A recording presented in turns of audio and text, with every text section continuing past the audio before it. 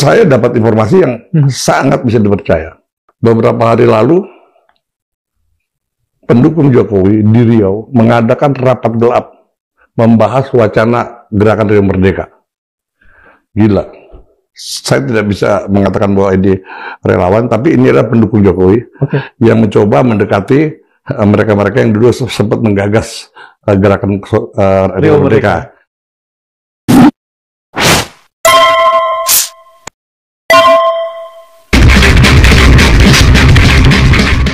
Tahun 2025, tanggal 8 Agustus, di seluruh Nusantara Indonesia, bendera merah putih yang berkibar-kibar mulai berkibar tertiup angin tropis yang hangat. Persiapan untuk Hari Kemerdekaan Negara yang ke-80 sedang berlangsung. Ini adalah waktu untuk persatuan, refleksi, dan perayaan. Seharusnya, udara dipenuhi dengan lagu-lagu gembira dan tawa anak-anak yang berlatih untuk pawai lingkungan.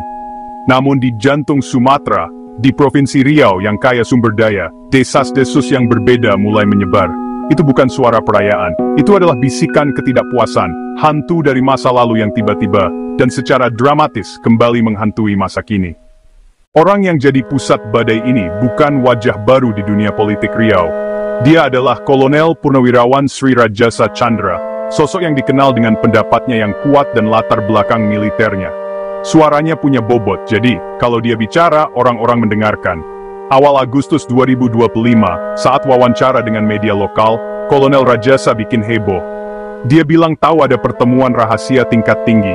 Dia menuduh pertemuan ini bukan soal pembangunan daerah atau anggaran provinsi. Menurut dia, agendanya jauh lebih serius. Itu tentang menghidupkan kembali semangat Riau Merdeka dan mencari langkah nyata untuk mewujudkannya. Kata-katanya jadi pemicu. Inti tuduhan Kolonel Sri Rajasa Chandra sederhana tapi sangat dalam, bahwa ada kelompok kuat yang aktif berusaha memisahkan Riau dari Indonesia. Ia menuduh bahwa motivasi utama mereka adalah rasa frustrasi yang mendalam atas pembagian kekayaan. Riau adalah salah satu provinsi terkaya di Indonesia, diberkahi dengan minyak, gas, dan perkebunan kelapa sawit yang melimpah. Selama beberapa dekade, narasi yang terus-menerus muncul adalah bahwa sebagian besar pendapatan besar yang dihasilkan dari sumber daya ini mengalir terutama ke pemerintah pusat di Jakarta, hanya menyisakan sebagian kecil untuk pembangunan Riau. Begitu klaim Kolonel Rajasa muncul di berita, media sosial Riau langsung heboh. Tagar seperti Riau Merdeka dan Save Riau langsung jadi trending di Twitter dan Instagram.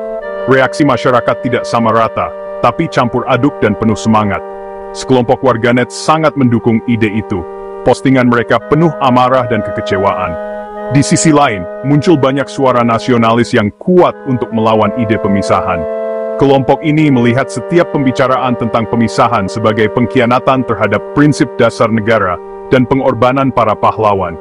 Mereka membanjiri media sosial dengan gambar bendera Indonesia, pesan persatuan, dan semboyan nasional, Bhinneka Tunggal Ika. Dihadapkan dengan kontroversi nasional yang makin membesar, pemerintah pusat di Jakarta tidak bisa diam saja. Tanggapan datang dengan cepat dan disampaikan dengan nada ketegasan yang tak tergoyahkan. Menteri Koordinator Bidang Politik, Hukum dan Keamanan mengadakan konferensi pers yang disiarkan di semua saluran berita utama. Pesannya jelas dan langsung, keutuhan wilayah Negara Kesatuan Republik Indonesia atau NKRI tidak bisa ditawar. Menyusul pernyataan menteri, lembaga penegak hukum segera disiagakan. Kepala Kepolisian Negara mengeluarkan perintah kepada Kepolisian Daerah Riau untuk menyelidiki klaim yang dibuat oleh Kolonel Sri Rajasa Chandra secara menyeluruh. Ide Riau Merdeka tidak muncul begitu saja di tahun 2025. Akarnya sangat dalam, bisa ditelusuri kembali ke tahun 80-an dan bahkan lebih awal. Sepanjang era Orde Baru di bawah Presiden Soeharto, pembangunan Indonesia sangat terpusat. Kekayaan yang diambil dari daerah kaya sumber daya seperti Riau disalurkan ke Jakarta, dan kekuatan politik sangat terkonsentrasi di ibu kota. Ini menciptakan rasa ketidakadilan yang kuat di Riau. Masyarakat melihat operasi minyak dan kayu besar-besaran mengubah lanskap mereka, tetapi manfaatnya seolah-olah tidak sampai kepada mereka sama sekali. Jatuhnya Presiden Soeharto pada tahun 1998 dan awal era reformasi menciptakan lanskap politik baru di Indonesia. Cengkeraman kuat pemerintah pusat mengendur dan gelombang kebebasan demokrasi menyapu seluruh negeri. Pada tanggal 15 Maret, 1999, tak berani Rap mengambil langkah yang akan selamanya mengukir namanya dalam sejarah Indonesia. Di depan kerumunan besar pendukung di rumahnya di Pekanbaru, dia membuat deklarasi yang mengejutkan.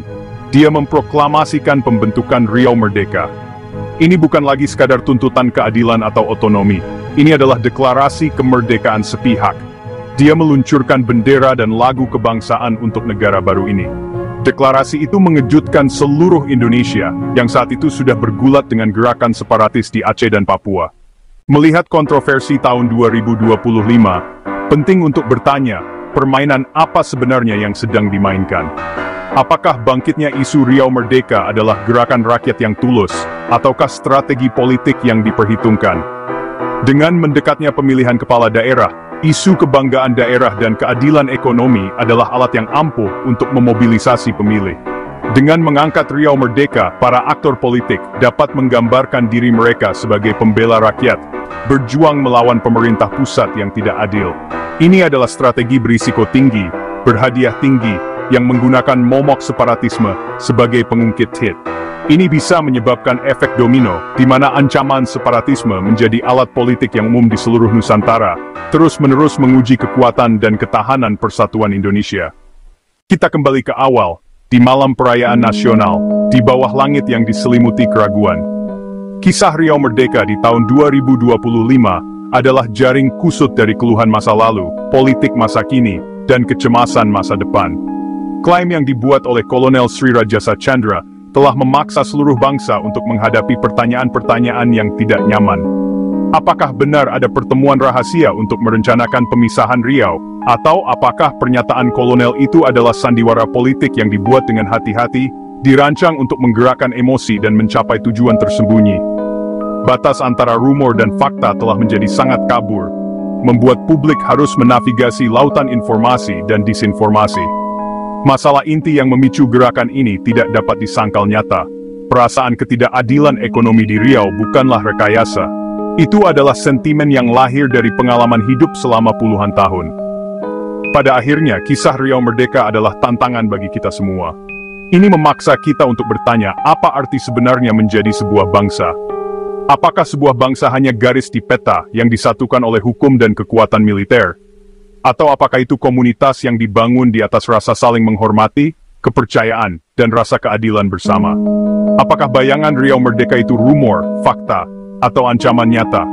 Mungkin jawabannya adalah ketiganya, dan terserah kepada kita untuk memastikan bahwa impian Indonesia yang adil dan bersatu terwujud.